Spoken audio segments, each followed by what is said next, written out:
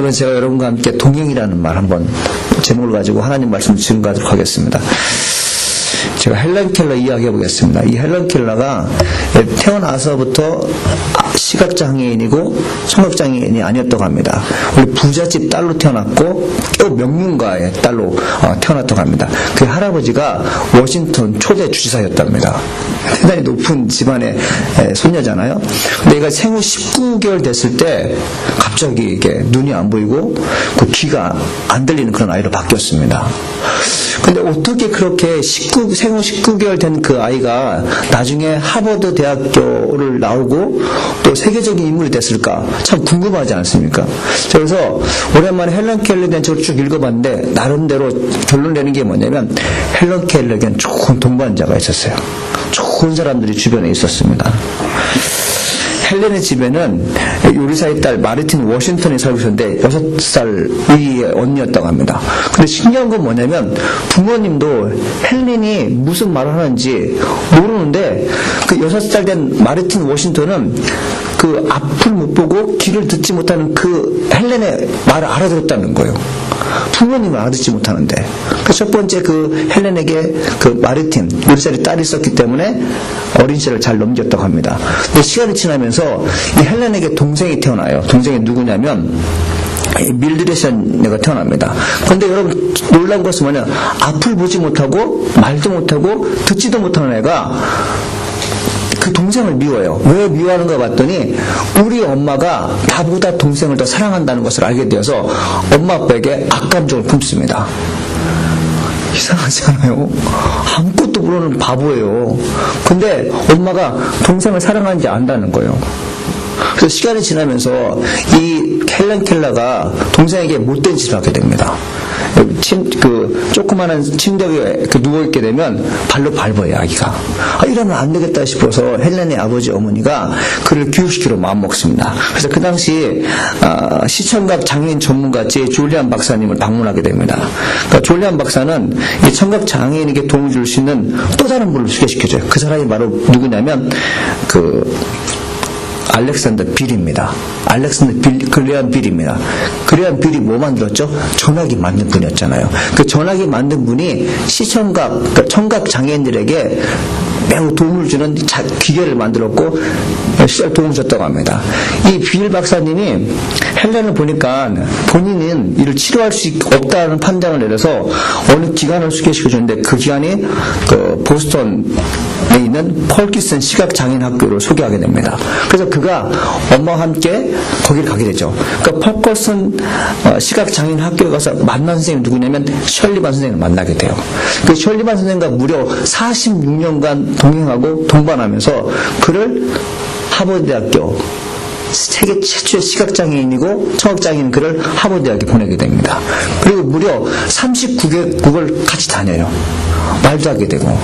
심지어는 이게 셜리반 선생님이 헬렌 켈러가 고등학교 다닐 때 모든 선생님의 말씀을 다 이렇게 기록해서 문자로 가르쳐주게 됩니다. 그래서 그가 헬렌 켈러가 비록 듣지 못하고 말하지 못하는 그런 아이였지만 훗날 세계적인 인물이 된 것은 셜리반 선생님이 있었기 때문에 그렇습니다. 그리고 어릴 적에는 워싱턴 있었기 때문에 그렇고, 그리고 졸리안 박사님 같은 빌 같은 박사님 있었기 때문에 인생이 성공했던 것입니다. 여러분 성공하고 싶죠? 여러분 성공하려면 좋은 사람을 만나야 됩니다. 좋은 사람과 동행해야 됩니다. 그래서 우리 젊은이들은 지금부터 내 남편 좋은 남편 만나게 해주세요. 이렇게 기도할 수 있어야 돼요. 좋은 동반자가 있으면 그 인생이 꽃을 피게 되어 있습니다. 근데 우리가 이런 생각할 수 있을 거예요. 나도 셜리반 선생님 같은 좋은 분과 동행하면 얼마나 좋을까 소망을 갖고 있을 것입니다. 그런데 하나님은 장애자가 아니라면 셜리반 같은 선생님 주지 않습니다. 내가 정상인이라면 하나님께서는 정상적인 방법으로 일하고 정상적인 방법으로 공부하고 정상적인 방법으로 노력해서 일을 성취하기 원하신다는 거죠. 근데 우리 인간은 비겁함이 있어요. 어떤 비겁함이 있냐면 좀 편하게 살려는 마음이 있습니다. 저도 그런 면이 있어요. 아내를 고생시켜서 나를 좀 편하게 살고 싶은 마음이 있습니다. 여러분, 남편들 집에 와서요, 가만히 있는 거 뻔뻔스러운 것입니다. 솔직히 얘기해서. 우리끼리 얘기하지만. 와서는 뭔가 할 수 있어야 돼요. 물론 하겠지만, 우리 남자들 세계에서는 그런 게 있어요. 뭔가 약간, 가부장적 세계에 있는 분들은 성경적 권위야, 성경적인 기초에 사는 게 아니라, 유교적인 기분에 살기 때문에 집에 오면 일단 아무것도 안 해도 된다는 사고가 들어있습니다. 근데 이거는 유태인 사고가 아니잖아요. 중동의 사고도 아니에요. 미국적 사고도 아닙니다. 근데 여전히 그렇게 살고 있죠. 그래서 야, 누가 내 일을 대신했으면 좋겠다. 누가 내 대신 어려운 일을 했으면 좋겠다. 이런 마음이 있는데 이런 마음 있는 사람들은 복을 받을 수가 없습니다. 사실은 성경적 권위에 의한다면. 그래서 우리는 어떻게 살아야 되냐면요, 내가 할 수 있는 것은 내가 할 수 있어야 돼요. 그래야 하나님께서 그 사람을 도와주시는 줄 믿습니다. 오늘은 우리가 하나님과 동행한다는 것이 어떤 뜻인가, 또 하나님과 동행함으로 인하여 얻어지는 결과가 무엇인지 함께 나눠보겠습니다. 여러분, 하나님과 동행하는 사람들 이름값을 하는 사람이에요. 여기 에녹이 나오는데 에녹은 순종한다, 가르친다, 바치다, 시작하다는 뜻이에요. 그러니까 이름이 다 좋은 것입니다. 순종한다, 헌신한다, 바치다, 시작한다, 그리고 가르치다는 뜻이죠. 이 내용은요, 모든 사람에게 쓸 수 있는 가장 좋은 단어 중에 하나들인데, 에녹은 그런 모든 이름을 다 갖고 있던 사람이에요. 그런데 에녹은 이름값을 했기 때문에 하나님께서 그와 동행하고 싶은 것입니다.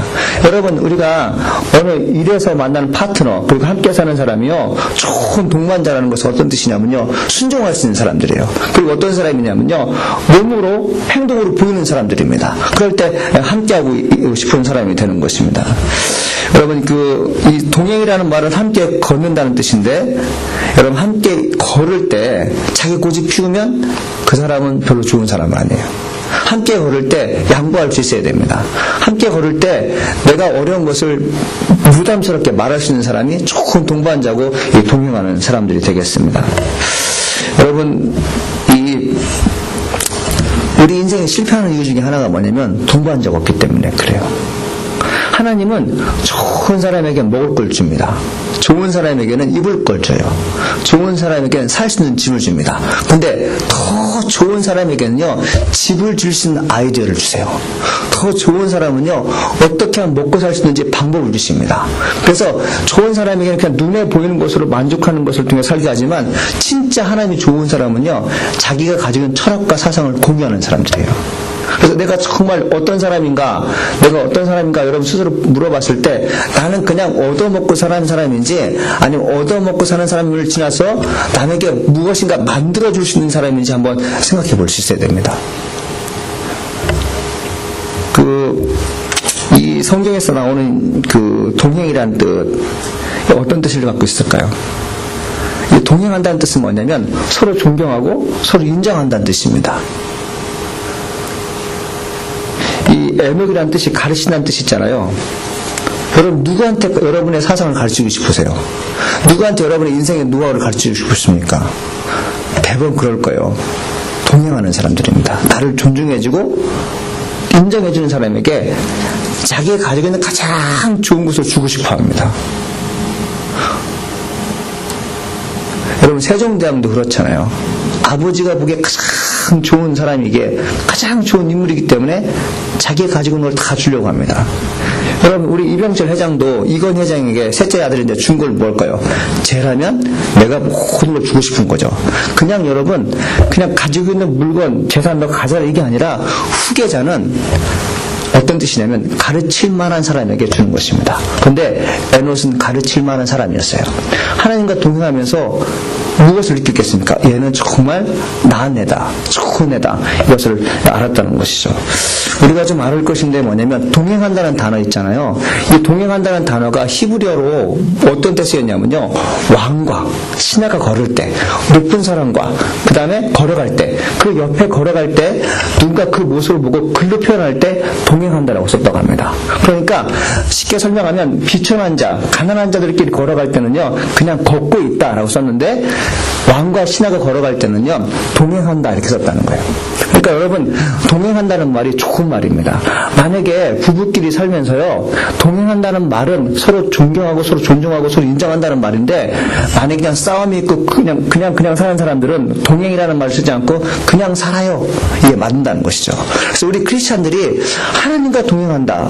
그리고 그 부부와 동행한다.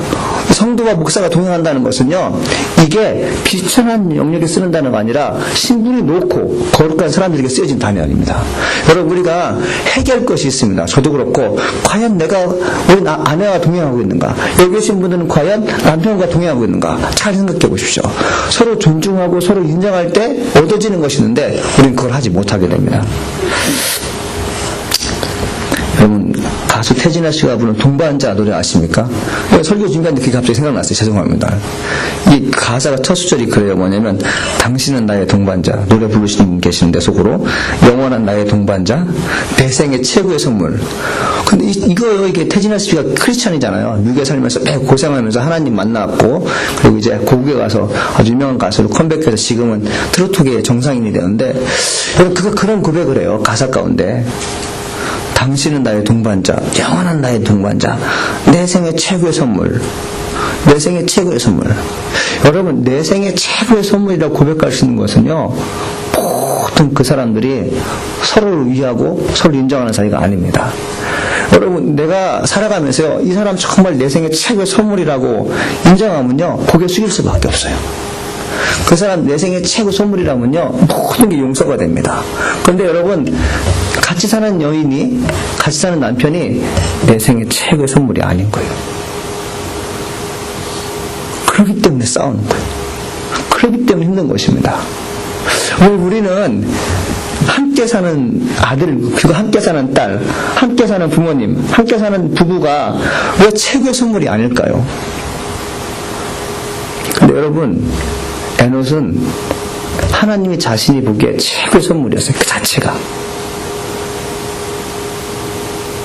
전 여러분들이 여러분의 가정에 있는 그 누군가가 생애 최고의 선물이 될 간절 소망합니다. 서로 인정해주면요, 감사할 수밖에 없어요. 서로 사랑하면요, 최고의 선물로 인정받는 사람들은요, 일을 잘할 수밖에 없어요. 그래, 너 잘한다, 너 잘한다. 이런 사람과 넌 그것도 못하냐. 어떤 사람 나가 죽어라 이런 말도 하는 사람이 있어요. 넌 누구 닮아서 그러니? 이거는 뭐냐면 내가 너와 동행하기 싫다는 거예요. 너는 누구 닮아서 그러니? 나는 고귀한 사람인데 너는 비천한 사람이라는 거예요. 여러분, 내가 비천한 사람인데 어떻게 아들이 고귀할 수가 있고, 내가 고귀한 사람인데 어떻게 아들이 비천할 수가 있어요. 그러니까 내가 고귀함에도 불구하고 아들을 향해서 나가 죽어라 하는 것은 어떤 뜻이냐면요, 나는 너와 상관없다는 뜻이에요. 우리가 살아가면서 동행한다는 것, 하나님의 거룩한 영역에 쓰이는 단어이기 때문에요, 진정으로 여러분, 동행이라는 말을 잘 알고 산다면 축복이 임할 줄 믿습니다. 동행할 때 큰 능력이 있어요. 요즘 여러분 서유럽 아시죠? 여러분, 우리가 잘 알고 있는 덴마크, 아일랜드, 네덜란드, 프랑스, 스페인, 핀란드, 스웨덴, 독일, 이탈리아, 그리스, 이름만 들어도 선진국입니다. 사회복지가 잘 되어서 노년이 걱정되지 않는 나라예요. 근데 요즘 들어서 그 나라들이 매우 힘든 나라가 돼버렸어요. 무엇 때문에 힘든 나라가 돼버렸냐면요, 옛날에 유럽이 잘 살면서요, 다른 나라 백성들을요, 유입하는데, 이민정책 하는데 되게 여유가 있었어요. 그래서 와서 살아라, 와서 살아라. 근데 여러분, 이슬람 세력들이 오면서 영국과 독일과 프랑스에 살면서요, 이 사람들이 자기 몫을 내는 거예요. 제가 얘기했잖아요. 동반과 동행은 서로 간에 존중하고 서로 간에 인정해야 되는데, 서유럽은 기독교 국가예요. 크리스찬 국가예요. 근데 여러분, 유입해온 터키나 여러분 그 주변에 있는 국가들은, 아르메니아들은요, 전부 다 이슬람 국가예요. 하나님을 믿는 크리스찬 국가와 그리고 이슬람을 믿는 크리스찬 그들의 세계가 달라요. 그러니까 서로 인정할 수가 없어요. 여러분, 돈으로 사람의 정신을 사는 게 아닙니다. 정신이 사람을 사는 건데, 크리스찬 마인드를 갖고 있는 서유럽 사람들이 그들과 함께 잘 살 수 있을 것 같은데 못 사는 거예요. 그래서 막 싸움이 일어나는 것입니다. 여러분, 최근에는 프랑스 국민전선의 마틴 르벤이 어떤 말을 했냐면요. 이슬람 원리주의를 대표하는 암세포를 근절시켜야 한다고 선동하고 있어요. 그 네덜란드 자유당의 헤르그 빌더스 당수는 우리는 탈이슬람 국가로부터의 이민자 수용을 전면 중단해야 한다고 강조하고 있습니다. 이제는 뭐냐면 더 이상 타민족 도와주지 않겠다는 거예요. 우리 민족은 우리가 알아서 살겠다는 거예요. 더 이상 내가 갖고 여유 가지고 살겠다는. 문제는 뭐냐면 옛날 돈이 있었기 때문에 남을 줘도 그랬지만 지금은 경제가 너무 어렵다 보니까요. 갖고 있는 돈을 남들에게 줄 수 없는 거예요. 옛날에는 가지고 있는 돈을 빌려줬는데 여러분 정말 뻔뻔스럽게도 뭐라면요. 돈을 안 갚는 거예요. 그럼 이렇게 계속 벌어지는 거예요. 그러니까 결심하게 여긴 거죠. 여러분 핀란드 구구 정당 이름이 어떤 거냐면요. 우리나라는 새누리당, 새정치연합, 여기는 민주당, 공화당이잖아요. 근데 여러분 핀란드는 당의 이름이 뭔지 아십니까? 진짜 웃기는 당인데요. 어떤 당이냐면 진짜 핀란드 당이라고 합니다. 진짜 핀란드 당. 그냥 당이면 당이지 진짜 핀란드 당이라는 말이 뭐예요? 이제는 뭐냐면 나는 우리 핀란드는 더 이상 다른 민족과 동맹하여 사는 것도 원치 않고 우리 민족은 우리가 알아서 살겠다는 것이에요. 동맹이라는 게요. 동행한다는 게 힘든 거예요. 여러분들. 우리가 그냥 동행한다 함께 산다 하지만요. 하나님과 관련된 사람들 우리조차도요. 동행한다는 거 참 힘든 것입니다. 여러분 우리가 살면서요. 친한 사람 만나면 허물없이 얘기를 하게 돼요. 크리스찬 세계도 마찬가지예요. 그래서 허물없이 얘기를 하다가 어디까지 가냐면 돈 빌려주게 됩니다. 보증 쓰게 돼요. 언젠가 제가 이제 검사로서 일하고 있는데 그때 월급 별로 많지 않았거든요. 근데 동생한테 전화가 왔어요. 오빠 혹시 돈 있으면 100만 원만 꺼달래요. 왜 그러냐니까 말없이 그냥 꺼달래요. 그래서 꺼줬어요. 근데 뭐라고 했냐면 나중에 동생이 그런 말 하는 거예요. 아버지가 보증을 섰는데 친구 보증 섰는데 그 보증 쓴 사람이 망했다는 거예요. 그래서 아버지 월급이 차압당하는 거예요. 근데 아버지는 엄마한테 그걸 말씀 안 드리고 가지고 있는 돈을 이렇게 주고 시작했는데 그게 2달, 3달 넘어가니까요. 만약에 월급이 400만 원이면 3달은 1200만 원이잖아요. 어떻게 메꿀 수가 없어요. 나중에는 참 우리 아버지도 그렇지 저한테는 그런 말씀 안 하시고 동생이 그런 말 한 거예요. 동생은 또 그런 말 했죠. 그래서 성경에는 뭐라고 써있냐면 이렇게 써 있습니다. 아무와도 동업하지 말며 빛의 보증이 되지 말라. 잠언에 있는 말씀인데 잠언 22장 28절에 있는 말씀인데 참 의미가 있는 말씀이에요. 친하다고 해서 동업하는 것도 아니고 친하다고 해서 돈 꿔주는 게 아닙니다. 이것이 사람을 의무가 된다는 거죠. 이 잠언 22장 28절 말씀의 뜻은 재물을 맡기신 주인이 하나님이시오니 너는 관리자일 뿐이라는 뜻입니다. 여러분 조금 안다고 해서 조금 편하다고 해서요 속에 있는 이야기 하게 되면요 그 사람이 나를 책임지는 것 같지만 그 사람은 또 누군가에 대해서 여러분을 가지고 있는 단점을 욕하게 되어 있습니다. 그래서 동행이 참 힘든 거예요. 그래서 목사도 진짜 친한 친구들 아니면 내가 가지고 있는 어려움 말하지 않습니다. 여러분도 진짜 하나님의 사람이라면요 여러분이 가지고 있는 거요 남들에게 함부로 말하지 마세요. 그것이 다 욕으로 들어와요. 뭔가 도와주려는 게 아니라 기가 막히게 하나님 없는 사람들이 내 가진 장점들을요 우회해서 들려오는 소식들은 전부 나쁜 소식이에요. 그래서 여러분 우리가 살면서요 함께 걷는다 동행한다 이 단어는 정말 크리스찬만이 쓸 수 있는 단어 같아요. 정말 예수 닮는 사람만 쓸 수 있는 단어 같아요. 예수 안 믿는 사람에게 동행이라는 말이 필요가 되지 않는 말 같습니다. 그래서 여러분들 우리가 이 교회 내에서요 동거래는 쥐약입니다. 동거래는 크리스찬의 갈등을 유발하는 것이고 점점 우리 신앙을요 멀어지게 하는 것이에요. 성경은 왜 그렇게 우리에게 동업하지 말라고 했고 왜 우리에게 빚보증 쓰지 말라고 했는지 그 이유를 조금씩 알 것 같아요. 정말 함께 걷는다. 서로 존중하고 서로 인정하는 것인데 내가 여러분들 약하게 되고 단점 있게 생기게 되면요 상대방의 장점 보이지 않습니다. 무시하게 사는 거예요.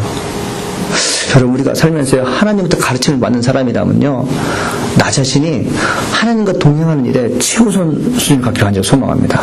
그래야 살 수 있는 것 같아요. 그다음 여러분 동행의 결과가 뭡니까? 지난 시간 제가 말씀드렸잖아요. 하나님은 경건한 자손을 통해서 경건한 후손을 보게 하신다라고 되어 있어요. 에녹이 바로 그런 사람이었습니다. 하나님과 동행한 에녹은 경건한 자가 되어 300년 동안 자손을 낳았어요. 그러니까 여러분 성경에서 가장 오랜 사람이 무두셀라잖아요. 그 사람이 969살이에요. 그러니까 무두셀라는 아버지가 65세에 자기를 낳았어요. 300년간 아버지와 함께 산 것입니다. 여러분 이 땅에 사는 사람들 가운데 아버지와 아들 관계에서 300년 동안 함께 사는 사람이 어디 있겠어요? 근데 그는 300년 동안 함께 살았어요. 하나님께서 왜 그런 축복을 주셨을까요? 아담에게 원했던 게 그거예요. 경건한 사람이다. 그래서 셋 주셨잖아요. 근데 쭉 7대 후손에 걸쳐 에녹이 태어났는데 하나님 보시기에 너무 좋은 애가 태어난 거예요. 성품도 그렇고 하나님께 헌신할 줄 알고 하나님께 순종할 줄 알고 자기의 모든 걸 바치는데 떠리낌이 없는 거예요. 그래서 하나님께서 그에게 놀라운 복을 주신 것입니다. 그래서 하나님을 경외하고 부모를 사랑하는 사람에게 장수의 축복을 주셨는데 에녹은 그런 면에서 세상의 어떤 사람과 비교할 수 없는 하나님께 충성된 사람이었어요. 제가 이 말씀을 읽으면서 이 말씀을 묵상하면서 어떤 생각을 들었냐면 이런 생각을 해봤어요. 무두셀라보다 장수한 사람은 아버지 에녹이었다는 사실입니다. 여러분 저를 좀 보세요. 조상이라는 말이 죽었다는 뜻이잖아요. 살아있는 사람을 얘기해서 조상이라고 하잖아요. 나이가 90이 넘은 할아버지에게 우리 조상이 여기 있습니다라고 말하지 않아요. 우리 조상님이 여기 있다고 말하지 않아요. 여러분 나이가 60 돼서도 돌아가셨으면 그분이 조상인 거예요. 근데 여러분 무두셀라는 살아있었어요. 그리고 아버지도 살아있었어요. 그런데 하나님께서 그냥 데리고 가신 거예요. 그러니까 이 무두셀라가 참 이게 골치가 아픈 거예요. 어떤 면에 골치가 아프면 이 에녹을 향해서 우리 조상이라고 해야 될지 아니면 생존에 계신 우리 아버지라 해야 될지 헷갈리는 거예요. 왜냐하면 죽지 않고 하나님께 데려가셨기 때문에 그래요. 조상이 아닌 거예요. 살아있는 상태에 데려가신 거예요. 그래서 여러분들 무두셀라가 뭘 느꼈을까요? 이걸 느꼈을 것 같아요. 야, 우리 아버지가 죽지 않고 하나님께 데려가셨다. 그게 뭘까? 아, 하나님께 순종하니까 하나님께 헌신하니까 하나님께 죽음을 맛보지 않고 돌아가시는구나. 그래서 아버지가 돌아가셨음에도 불구하고 무두셀라는 울지 않았을 것 같아요. 왜? 하나님 데려가셨으니까. 그래서 이 무두셀라가 뭘 생각했을까요? 나도 아버지처럼 하나님께 헌신하고 순종하게 되면 큰 복을 받아서 죽지 않고 살 수 있겠구나. 그런 걸 배웠어요. 그래서 그것을 배웠던 그 무두셀라는 무려 969년까지 살았던 거예요. 하나님께서 복에 복을 더하신 거죠. 그냥 80평생 복이 아니라 더블에 주신 거예요. 10배 복을 줘서 969년 동안 사는 거죠. 이걸 보면서 제가 뭘 느끼냐면 지난 시간에서 경건의 자손, 경건한 아버지 밑에서 경건한 어머니 밑에서 자란 아이들은 참 행복하겠다는 생각이 들었어요. 내가 경건하니까요 아들이 잘 되는 거예요. 내가 경건하니까요 하나님께서 복 주시는 것을요 아들 딸들이 보는 거예요. 자연스럽게 큰 복이 임한 것입니다. 무엇을 바라세요 여러분들? 뭘 가르치려고 하세요 여러분들? 무엇을 만들어 주려고 하세요? 재산 남기려고 하세요? 여러분 그거 아닙니다. 그게 아니라 내가 하나님 앞에서 경건한 자손으로 노력할 수 있어야 됩니다. 그럼 하나님께서 자연스럽게 복을 내려줄 줄 믿습니다. 우리가 알다시피 사람은 죽습니다. 한 번 죽는 것은 사람에게 정하신 것이요 그 후에는 심판이 있으리라. 히브리서 9장 27절에 말씀하고 있습니다. 그렇다면 사람 왜 죽을까요? 성경에는 뭐라고 말씀하고 있냐면 그러므로 한 사람이로 말미암아 죄가 세상에 들어오고 죄로 말미암아 사망이 들어왔나니 이와 같이 모든 사람이 죄를 지었으므로 사망이 모든 사람에게 이르렀느니라. 로마서 5장 12절에 말씀하고 있어요. 그러니까 죄 때문에 사망이 온다고 말하는 거죠. 로마서 6장 23절에 말씀하세요. 죄의 싹은 사망이요 하나님의 은사는 그리스도 예수 안에 우리 주 안에 있는 영생이라 되어 있습니다. 이 싹이라는 말은 임금이라는 뜻이에요. 보상이라는 뜻이에요. 사람이 일하면 돈을 받잖아요. 근데 사람이 죄를 짓게 되면 무엇을 보상으로 받냐면 죽음을 보상으로 받는다는 거예요. 그래서 죄의 싹은 사망이라는 것입니다. 또 또 우리가 있잖아요. 사람이 죽지 않습니까? 왜 죽어요? 질병 때문에 죽잖아요. 질병이 왜 걸릴까요? 예수님께서 뭐라고 말씀하시냐면 너가 병에 걸리지 않도록, 더 심한 병이 걸리지 않도록 다시는 죄를 짓지 말라고 했어요. 그러니까 죄를 지은 것 때문에 이 사람이 뭐가 되어 죽게 된다는 거죠. 그러므로 죄의 원인도 사망의 원인도 하나같이 뭐예요? 죄 때문에 그렇다는 거예요. 근데 여러분 놀라운 것은 뭐냐면 에녹은 죽지 않았어요. 왜 죽지 않았을까요? 죄 짓지 않기 때문에 그래요. 결과 간단하잖아요. 우리 크리스찬이 죽지 않고 영원히 살 수 있는 방법은 죄를 짓지 않는 것이고, 죄를 졌을 때 용서함 받았을 때 천국 가는 것입니다. 근데 이것이 우리 마음 가운데 강하게 임팩트하게 임하는 게 어렵다는 거죠. 저는 성령의 능력으로 여러분의 삶 가운데 본인이 죄인이고 내가 예수님의 이름으로 구원받을 수 있다는 확신이 있기를 간절히 소망합니다. 더 놀라운 것은 뭐냐면 성경이 그렇게 말씀하고 있어요. 이제 에녹이 하늘나라에 올라가잖아요. 그 6,000년 지난 후에 히브리서 기자가 에녹에 대해서 뭐라고 얘기했냐면 믿음으로 에녹은 죽음을 보지 않고 옮겨졌으니 하나님이 그를 옮기셨으므로 다시 보이지 아니하니라. 그는 옮기기 전에 하나님을 기쁘시게 하는 자라는 증거를 받았느니라. 히브리서 11장 5절 말씀입니다. 왜 에녹이 죄를 짓지 않았을까요? 그는 하나님과 동행했다는 거죠. 하나님과 동행했다는 것은 뭐예요? 하나님 기쁘시게 하는 일만 했다는 거죠. 하나님께서 기쁘시게 하는 일만 하니까 에녹이 복을 받아서 그가 죽지 않고 갔다는 것입니다.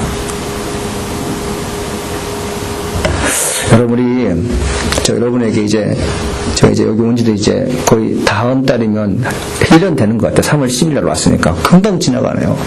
그럼 제가 여러분에게 감히 부탁 한번 하고 싶습니다. 일주일이 168시간입니다. 168시간 가운데 하루 동안 1시간을 기도하는 분들이 있습니까? 168시간 동안에 주일날 예배 1시간 드릴 수 없다면 죄송합니다. 그분들은 하나님 보시기에 죄인이에요. 죄 짓고 사는 사람들입니다. 만약에 2주가 여러분 2주일은 몇 시간이냐면 336시간입니다. 14일을. 근데 336시간이 흐르는 가운데 기도하는 시간이 10분의 1도 안 된다고 생각해 보십시오. 33시간도 안 되고 예배 드리는 것이 2타임도 안 된다면요. 하나님 그 영혼 사랑하실까요? 저는 감히 말하고 싶습니다. 제가 말하는 게 아니라 성경에 의해서 말하면요. 그분들은 죄 가운데 있는 사람들이에요. 여러분 한 달은 자그마치 몇 시간이냐면 744시간입니다. 744시간 동안에 한 번도 성경을 읽지 않고 한 번도 기도하는 것이 없고 늘 성경은 닫혀있고 표정 읽는 것이 없다면 그분들 복 있는 사람들일까요? 하나님과 동행하는 사람일까요? 저는 아니라고 봅니다. 그럼 어떻게 답답해 살아요? 성경을 펴지 않고 읽으면서 기도하지 않고 어떻게 살 수가 있어요? 장로님 저한테 그래요. 왜 토요일날 여기는 새벽 예배 나오는 성도가 월요일날 나오는 사람과 똑같냐는 거예요. 전 그 생각 안 해봤거든요. 왜? 워낙 멀리 사시는 분들이라요. 그분은 계속 새벽에 우리 나오시거든요. 우리 교회 보는 거예요. 제가 아니 우리 교회 장로님도 아닌데 왜 참견하시지 생각이 들었어요. 아 진짜 그런 생각이 들었어요. 저는 우리 교회를 욕하는 건 되게 원치 않거든요. 근데 곰곰이 생각해 보니까 내가 사랑하는 사람들을 평가하고 판단하는 것보다 전 다분히 주관적이었던 것 같아요. 그런데 다른 사람들은 우리 교회를 객관적으로 본다는 것이죠. 어떻게 새벽 예배에 나오는 성도가 월요일이나 토요일날 똑같을 수가 있냐. 다른 교회는 토요일날 새벽 예배 오는 사람이 있다. 일주일에 한 번씩은 새벽 기도 드린다. 다 와서. 그런데 당신 교회는 그렇지 않느냐. 그분의 말 틀리지 않는 것 같아요. 제가 그러면서 동행이라는 생각을 해봤어요. 하나님과 걷는 인생은 기도하는 인생이고 하나님과 동행하는 인생들은 동반자는 파트너는요. 그분이 나를 통해서 무엇을 원하는지 기도하는 사람인데 이것이 없다면 진정한 동반자인가 동행자인가 아니라는 것이죠. 우리가 살면서 진짜 잘 살고 싶으세요?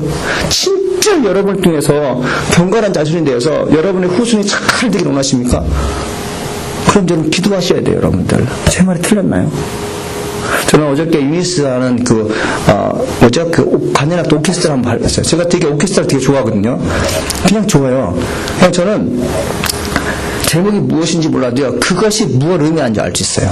아, 이것은 사랑하는 사람들에게 감정 표현하기 위해서 글을 썼구나. 이것은 어떤 위기에 처했는데 승진을 갈망하는 곡을 썼구나. 이거 느껴질 때가 있어요. 그러니까 집사님, 전 그래도 클래식 아는 사람이죠. 음악을 배우는 사람이죠. 그죠? 이 정도면 좀 아는 사람이잖아요. 네. 대단한, 이게 제가 통찰력 갖고 있는 사람이에요. 그래서 저는 어저께 관현악 하는데 어떤 애가 트럼펫을 부는데 첫 마디가 틀린 거예요. 그냥 내가 제 소리를 못 내더라고요. 긴장했는지. 근데 뒤에 있는 그 트럼펫 그 부분에 있는 그 파트들이 다 그거 틀리는 거예요. 근데 이제 관현악 하신, 주의하신 분은 일어나서 잘했다고 하는데 저는 그 틀렸는 거 알고 있거든요. 그래서 내가 집사람에게 제 트럼펫에 내 반은 못 올라가. 틀렸어. 뭘 한다고 그러는데 알거든요. 근데 제가 여러분들 그 아이들을 이제 관현악 하는 애들 뭐 여기 보니까 이 지역에 있는 쉔버거, 허프만 스테이트, 팔레타인 이 애들 그 고등학교 다니는 가운데 최고 잘하는 애들만 뽑혀서 바이올린하고 그 다음에 비올라고 하는 애들이. 근데 우리 유니스가 뽑혀서 하고 있는데 제가 60명 되는 아들 가운데 아들, 딸들 가운데 한국, 즉 동양인이 몇 명인가 세봤더니 36명이었어요. 와. 아니 도대체 60명도 안 되는 관현악 애들 가운데 36명 이상이 거의 한국 사람, 일본 사람, 뭐 야마모토 한국 일본 사람이잖아요. 그죠? 팽씨, 거기 팽씨 있더라고. 팽씨. 그 다음에 김씨, 이씨, 민, 이게 다 중국 애들이잖아요. 이게 다 동양 애들이 하는 거예요. 근데 여러분 일본과 중국은 어떤지 모르겠지만 한국 애들은 거의 다 크리스찬이래요. 뉴스 맞지? 거의 다 교회 다니시. 여러분 경건한 사람들은요 하나님께서 길을 열어주시는 거예요. 아무리 돈을 줘서 음악을 가르쳐도 하기 싫으면 안 하는 거예요. 근데 하나님께서 경건한 사람들에게는요, 하나님을 기쁘시게 하는 애들에게는요, 하나님께서 가르치고 싶어하는 마음이 들게 하는 것입니다. 그래서 배우는 거죠.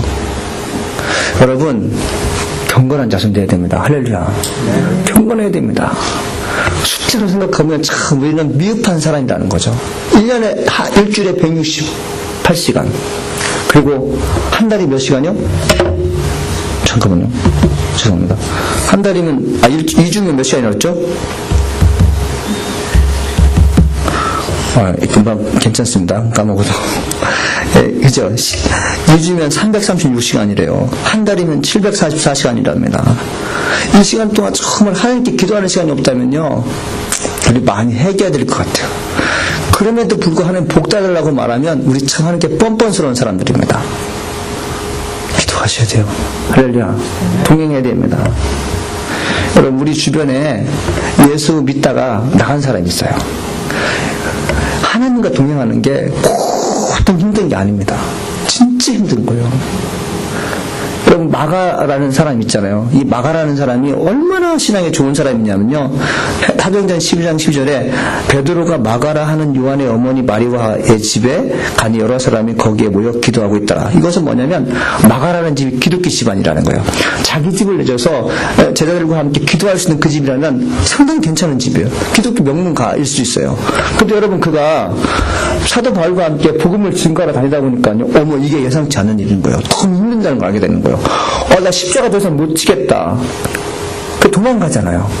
근데 사도 바울은 자기를 떠나는 그 순간부터 뿔리에 기도해요. 그래서 뭐라고 하냐면 쟤는 다시 돌아올 거라 라고 생각하죠. 그래서 우리가 살아가면서 교회를 떠난 사람들, 나는 포기했지만 하나님 포기하지 않는다는 거죠. 그래서 여러분 그들 돌아올 수 기도해 주시기 바랍니다. 그래서 사도 바울이 디모데에게 부탁해요. 너 여행 가는데 마가 좀 데리고 가는 거예요. 아니 사도 바울 선생님 그 사람 나갔는데 뭘 데리고 가요? 아니 가서 데리고 오라는 거예요. 그럼 그거 따라올 거라는 거예요. 바울이 어떻게 그런 믿음인지 디모데후서 4장 11절 이렇게 말씀하고 있습니다. 내가 올 때 마가를 데리고 오라. 그가 나의 일에 유익하리라. 그런 확신이 있었던 거예요. 여러분 목사도 그렇고 여러분도 그렇고 여러분에게 마가가 있어요. 여러분의 남편이 마가예요. 여러분의 부인이 마가예요. 여러분의 아들이 마가입니다. 하나님께 돌아오기도 하는데 나가버린 거예요. 왜? 십자가 지기 힘들거든요. 근데 그들 돌아와야 될 줄 믿습니다. 돌아오면 하나님께서 유익된 인물로 만들어요. 마가가 나갔다가 들어온 후에 어떤 일을 써요? 사복음서 중에서 마가복음을 쓰잖아요. 여러분 마가는 참 성경을 쓸 수 있는 사람들이라면 상당히 이렇게 인격적이고 신앙을 착한 사람이라고 했는데 한 번쯤 나왔던 사람이에요. 마태는 세리잖아요.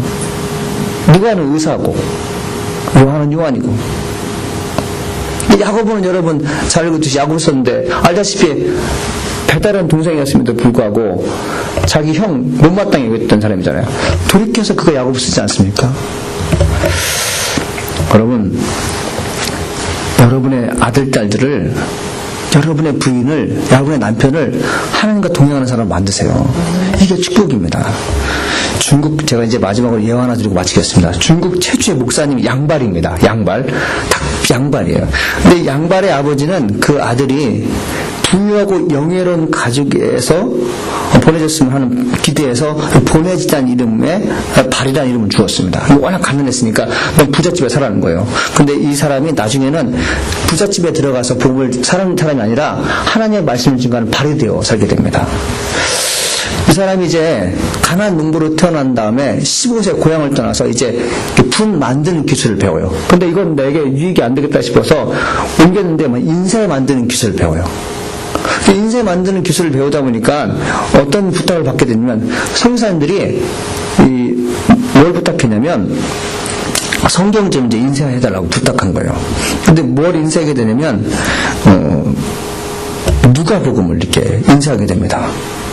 아니요, 사도행전을 인쇄하게 되죠. 사도행전을 인쇄하면서 성경에 관심을 갖게 돼요. 그리고 누가복음을 인쇄하면서 이 사람이 예수 믿게 돼요. 참 신기하잖아요. 누가 전도하지 않은데 본인이 인쇄하다가 읽으면서요, 오타 있을 거 아니에요. 이게 뭐가 틀렸네? 오타 하다가 그 사람이 예수 영접한 거예요. 그래서 이분이 예수 영접하고 난 다음에 성사님과 친해져서 복음을 증거하게 돼요. 근데 아무리 복음을 증거해도 복음이 증거되지가 않는 거예요. 근데 이분이 중국 역사상 최초의 목사이면서 최초로 복음을 증거해서 신자 만든 사람이 자기 부인이에요. 이게 부인이 여씨인데 여씨를 데리고 성경 공부하고 기도하고 그러니까 이 사람이 예수를 영접하게 된 거예요. 그래서 이 사람이 이제 세례를 줍니다. 세례를 주면 어떻게 되냐면 쟁반 같은 게 없잖아요. 이렇게 갖춰진 게 없잖아요. 그래서 우물에 가서 물을 떠와요. 이게 사발 공깃밥에다 사발을 떠와서 골방에 앉아서 성부와 성령의 이름으로 세례를 주노라 이렇게 세례를 줘요. 그 여씨가 중국 역사는 최초 여자 신자예요.